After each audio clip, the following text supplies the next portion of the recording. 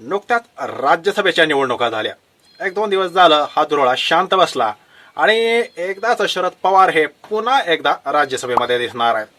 पण त्या निवडी होण्याच्या आधी पडद्याआड बऱ्याचशा नाट्यमय घडामोडी झाल्या आणि काहीही करून शरद पवार हे राज्यसभेमध्ये म्हणजेच राजकारणातून बाद झाले पाहिजेत. ते राजकारणामध्ये कुठेही सक्रिय दिसता कामा नयेत आणि दिल्लीच्या राजकारणामध्ये त्यांचं नामोनिशाण सुद्धा शिल्लक राहता कामा नये यासाठी अनेकांनी फिल्डिंग लावली. या फिल्डिंगमध्ये ज्यांनी ज्यांनी प्रयत्न केले त्या सगळ्यांचा टांगा शरद पवार यांनी अक्षरशः उद्ध्वस्त करून टाकलाय. होय, त्याचं झालं असं की पडद्याआड बऱ्याचशा इंटरेस्टिंग घडामोडी सुरू होत्या.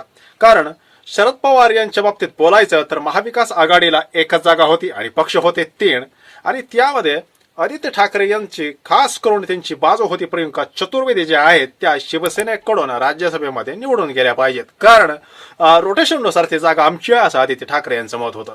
तर संजय राऊत वारंवार शरद पवार यांच्यासाठी फिल्डिंग लावताना दिसत होत्या.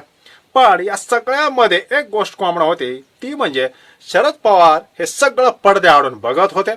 बातम्या काय येत आहेत आपल्याविषयी हे ते सगळं पाहत होते, पण त्यावर त्यांनी एकदाही भाष्य केलं नाही. हे खूप इंटरेस्टिंग होतं. कारण ते जर का याविषयी बोलले असते तर इतकं वय झालं असताना सुद्धा त्यांना कशाला राज्यसभा पाहिजे अशी टीका त्यांच्यावर झाली असती.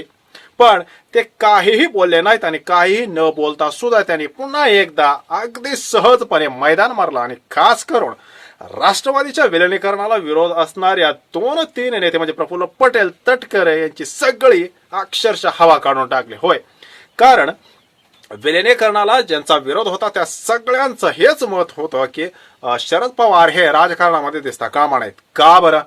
कारण त्या सगळ्यांना या गोष्टीची पुरेपूर जाणीव आहे की शरद पवार हे जर का राज्यसभेमध्ये पुन्हा गेले म्हणजे ते राजकारणामध्ये सक्रिय असणार आणि राजकारणामध्ये सक्रिय असणार म्हणजे दिल्लीच्या राजकारणामध्ये ते परत अजून एकदा त्यांचे होत राहणार आणि त्यामुळं दिल्लीच्या राजकारणामध्ये ते का परत जर का ऍक्टिव्ह जर का झाले तर दिल्लीतले जे महत्वाचे नेते आहेत मग ते सत्तेतले असोत किंवा इतर असोत त्यांच्याशी त्यांचं कनेक्शन वाढत जाणार आणि भविष्यामध्ये कधी केव्हा ते काय करतील याचा काही थांगपत्ता लागणार नाही. आणि ही भीती जी होती विलिनीकरणाला जे विरोध करणारे होते त्यांची भीती ही आता इथून पुढे आणखी वाढत जाणार आहे. कारण आपल्याला माहिती आहे विलिनीकरणाची चर्चा वगैरे आता ही जरी मागं जरी पडली असली तर शरद पवार हे काही शांत बसणारे नाही आहेत. बारामती विधानसभेमध्ये पोटनिवडणूक होणार आहे. अर्थात या पोटनिवडणुकीला कोणाचाही विरोध असणार नाही. शरद पवार यांच्या पक्षाचा गटाचा देखील विरोध राहणार नाहीये. पण राज्यसभेच्या निमित्तानं का होईना शरद पवार हे दिल्लीमध्ये असणार आहेत म्हणजे ते राजकारणामध्ये सक्रिय राहणार आणि मुळात हीच गोष्ट विलिनीकरणाला जे काही विरोध करणार आहेत मग ते मुंडे असो किंवा तटकरे असो किंवा खास करून प्रफुल्ल पटेल ज्यांना अजितदादा यांचा अपघात झाल्यानंतर अजितदादा यांच्या निधनानंतर ते हेच प्रफुल्ल पटेल आहेत ते असं म्हणत होते की राष्ट्रीय अध्यक्ष या नात्यानं अजितदादा हे गेल्यानंतर राष्ट्रवादीची सगळं काही हे राष्ट्रवादीचे निर्णय असतील किंवा राष्ट्रवादीचं सगळं मलाच बघायचं आहे की असं त्याने जाहीरपणे ऑन कॅमेरा त्यांनी एक स्टेटमेंट दिलं होतं.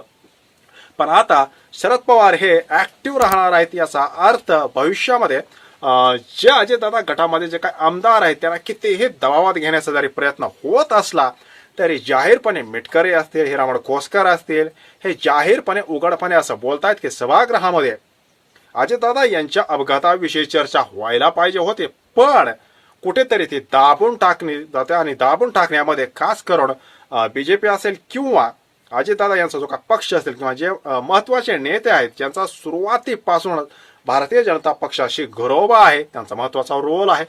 काही झालं तरी याविषयी आता चर्चा बंद पडायला पाहिजे हा त्यांचा एक मानस आहे, त्यांचा मनसुबा आहे. पण मिटकरी असो किंवा खोसकर असो काही तर कोणीही असो ते वारंवार काही ठराविक अंतरानं हा मुद्दा मीडियामध्ये समोर आणतायत. तर दुसरीकडे शरद पवार हे दिल्लीच्या राजकारणामध्ये असतील आणि दिल्लीच्या राजकारणामध्ये शरद पवार यांचा रोल हा आपल्यासाठी राजकीय अडचण असणार हे विलिनीकरणाला ज्यांचा विरोध आहे त्यांच्या पुरेपूर लक्षात आलाय. त्यामुळं एक तर आता शरद पवार यांचं वय झालंय त्यामुळं त्यांना राज्यसभेमध्येच येता येणार नाही यासाठी त्यांनी बरीच धडपड केली आणि खास करून पडद्याआडून असं म्हटलं जातं की एकनाथ शिंदे यांना उस्कवलं गेलं की तुमच्याकडे 20 अतिरिक्त आमदार आहेत त्यामुळे तुम्ही दुसरा एक उमेदवार द्या, आमच्याकडे 2-4 शिल्लक राहत आहेत त्यामुळं आपला अजून एक महायुतीचा उमेदवार निवडून येऊ शकतो असं त्यांना उस्कवण्याचा प्रयत्न झाला. मात्र एकनाथ शिंदे यांनी सपशेल माघार घेतले. शरद पवार जर का राज्यसभेसाठी उभे राहणार असतील तर आपण अतिरिक्त उमेदवार देणार नाहीत ही त्यांनी जाहीर भूमिका घेतली. आणि इथेच खरं तर जे काय प्रफुल्ल पटेल किंवा तटकरे वगैरे हे जे काय ज्यांचा विलिनीकरणाला विरोध आहे तुम्ही समजून जा. या सगळ्यांचे मनसुबे धुळीस मिळाले. कारण सत्तेच्या जोरावर कदाचित शिंदे यांनी उमेदवार दिला असता तो निवडून आलाही असता, कारण आमदारांची फोडाफोडी झाली असती, पळवापळवी झाली असती, हे तुम्हाला देखील माहिती आहे. पण शरद पवार मैदानामध्ये उतरतायत म्हटल्यानंतर आपण उमेदवार देणार नाहीत ही भूमिका शिंदे गटाने घेतली. आणि इथेच खरं तर अजयदादा गट आपल्याला माहिती आहे, अजयदादा गट आणि शिंदे गट यांचा आपसापसात मध्ये ज्याला आपण म्हणतो ना की कोल्ड वॉर सुरू आहे. कारण भारतीय जनता पक्षाच्या माध्यमातून अजयदादा यांचा गट ज्यावेळेस सत्तेमध्ये आला तेव्हापासून शिंदे गटांचं महत्व हे कमी झालं हे त्यांनाही माहिती आहे. त्यामुळं शिंदे गट आणि अजयदादा गट हे एकमेकांना मागे ढकलण्यासाठी सतत प्रयत्न करत असतात. आणि त्यामुळं शरद पवार हे राज्यसभेमध्ये जाणार नाहीत यासाठी देव पाण्यात घालून बसणाऱ्यांचे मनसुबे हे शिंदे गटाने पाण्यात घातले. आणि 20 आमदारांची मतांची संख्या अतिरिक्त असताना सुद्धा त्यांनी एक उमेदवार शिंदे यांनी दिला नाही. आणि त्यामुळं शरद पवार यांचा मार्ग हा सरळ आणि साधा सोपा झाला. त्यामुळं पुढच्या काळामध्ये शरद पवार हे दिल्लीच्या राजकारणामध्ये अनेक प्यादे हलवतील. आणि खास करून जो अजितदादा यांचा पक्ष आहे त्या पक्षातील जे काय नाराज आहेत किंवा भारतीय जनता पक्षाचा ज्यांना त्रास होतोय ही सगळी मंडळी गोळा करून पुढच्या लोकसभा आणि विधानसभेच्या निवडणुकीपर्यंत अजितदादा यांच्या पक्षामध्ये मोठा हात फिरवला जाईल. आणि कुठेतरी दादांचा पक्ष आता जो पटेल आणि तटकऱ्यांचा पक्ष म्हणून ओळख आहे ती ओळख पुसण्यासाठी म्हणून सुद्धा दादांच्या पक्षातील अनेक आमदार हे शरद पवार यांच्या पक्षामध्ये येतील. आता या सर्व विश्लेषणावर आपलं मत काय कमेंट नक्की करा. आणि खरंच शरद पवार यांचं राज्यसभेवर जाणं हे विलिनीकरणाला विरोध करणाऱ्या नेत्यांसाठी राजकीय दृष्ट्या घातक ठरेल का? आपल्याला काय वाटतं? कमेंट नक्की करा. धन्यवाद.